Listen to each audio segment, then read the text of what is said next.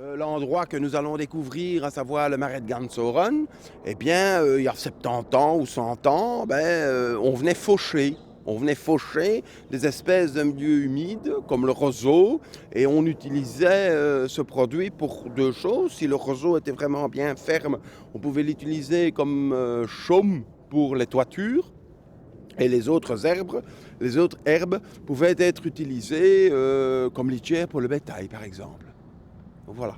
Et donc c'était un lieu où, on parle de prés communaux, mais où chacun, avec des parcellaires sans doute, faisait que,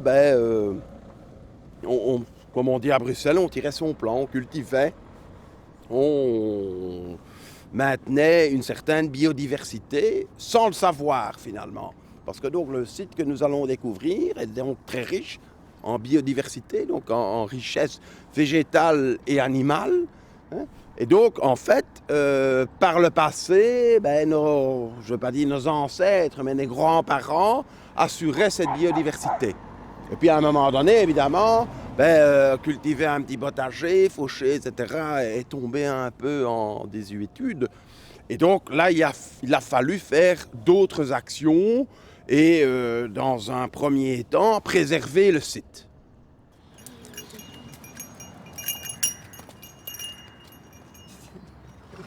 Je ramasse les canettes dans les rues, je travaille pour la commune. J'ai droit à faire 2 heures par jour. Et voilà quoi. Je ramasse ça dépend, entre 20 et 130 canettes en 2 heures de temps. Ça dépend du trajet que je fais. Les trajets ont été définis par la commune. Donc tous les jours je fais un trajet différent. Et je dois passer chaque fois tout près d'une école.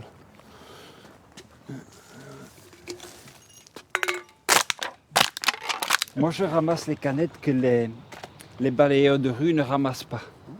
Tu vois, les balayeurs de rue, eux, ils font la rue. Mais moi, je ramasse les canettes qui sont dans les buissons. Eux ne les prennent pas. Eux, ils prennent que ce qu'il y a sur la rue. J'ai été à la maison communale et j'ai demandé si les ânes pouvaient travailler. Ils ont dit, vous voyez ça comment? S'ils pouvaient déjà ramasser les canettes, ça serait bien.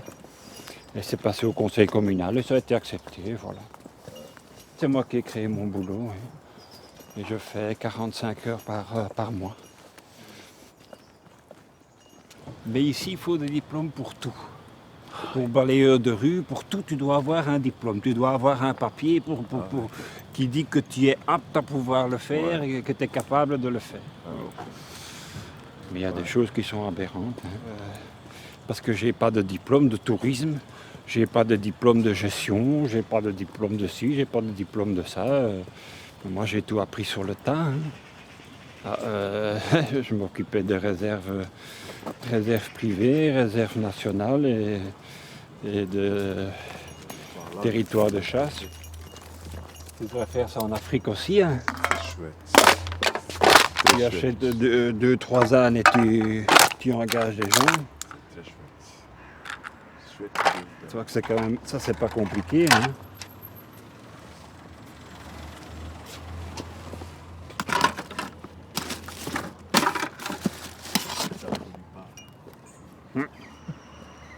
Et des ânes en Afrique, il y en a assez. Ah bah voilà. Ah bah oui, tu en achètes 2-3 et tu engages du personnel et voilà. Dakar va être propre.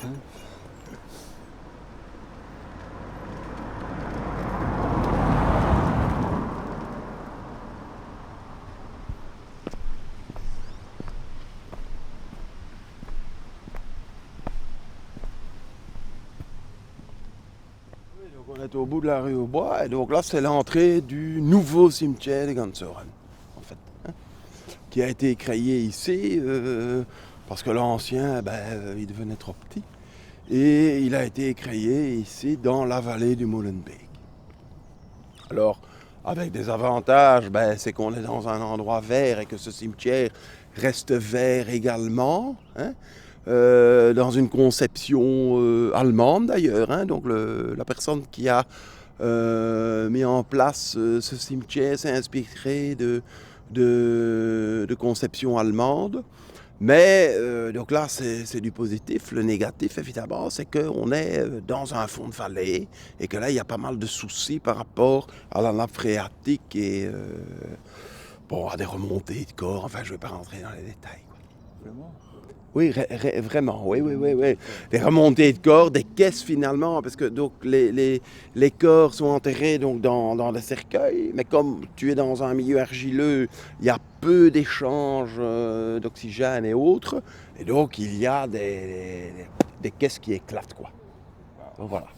Voilà, ça s'est passé, je ne sais pas si ça se passe encore, mais néanmoins, c'était un lieu bien agréable pour ériger un cimetière, mais à côté de ça, on n'a peut-être pas tout pesé le pour et le contre.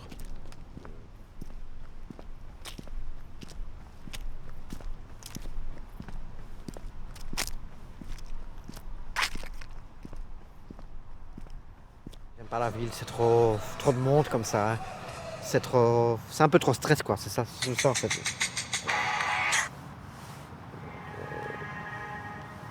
Non, ici c'est mieux quoi, c'est calme, c'est bien, c'est pas tous les gens que tu vois tout le temps comme ça qui. Ouais, je ne sais pas, ici c'est calme, c'est bien. Je préfère ça. De temps en temps, tu vois quelqu'un passer avec un chien, ça passe quoi. Mais il n'y a personne qui vient te faire chier, hein. Donc, ouais, c'est bien quoi. À part moi. Ouais, mais non, mais c'est pas ça. Et dans la ville, t'as beaucoup de gens qui sont chiants, hein. Ils t'adressent la parole d'un air à dire, pour pas dire qu'est-ce qui se passe là quoi, hein.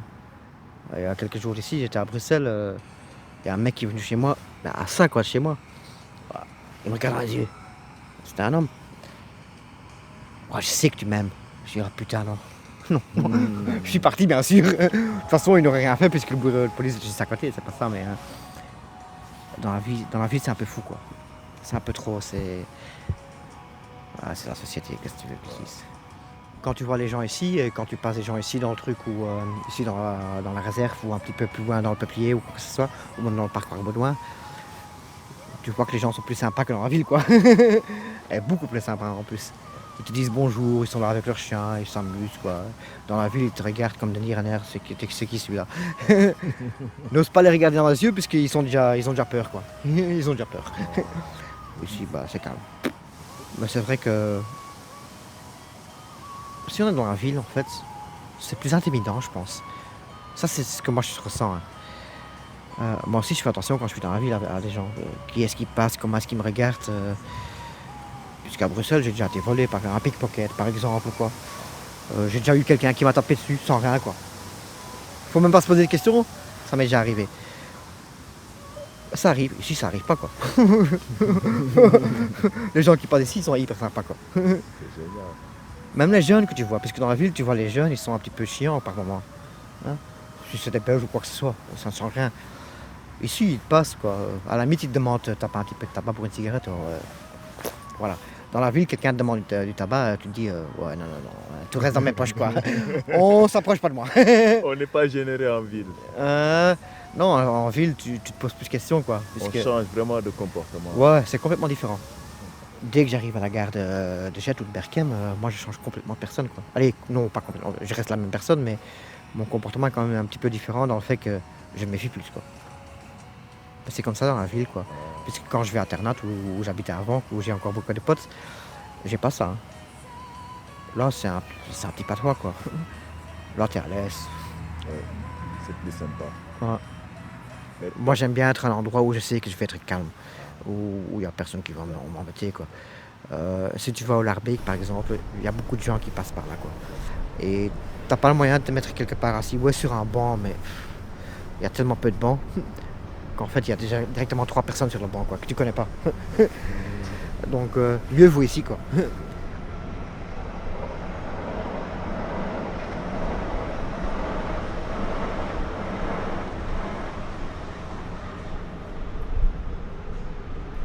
Si on me demandait il y a 70 ans qu'en était-il, eh bien, entre-temps, il y a des immeubles tours qui ont été construits, hein, ce qu'on appelle des immeubles sociaux, qui permet quand même à beaucoup de personnes d'être hébergées, peut-être pas dans un espace de rêve, mais qu'il faut se dire que c'est peut-être un coup de poing dans l'œil, mais d'une autre manière que si tout cela était des logements de 3-4 étages, mais il n'y aurait certainement plus la nature que nous pouvons découvrir à côté.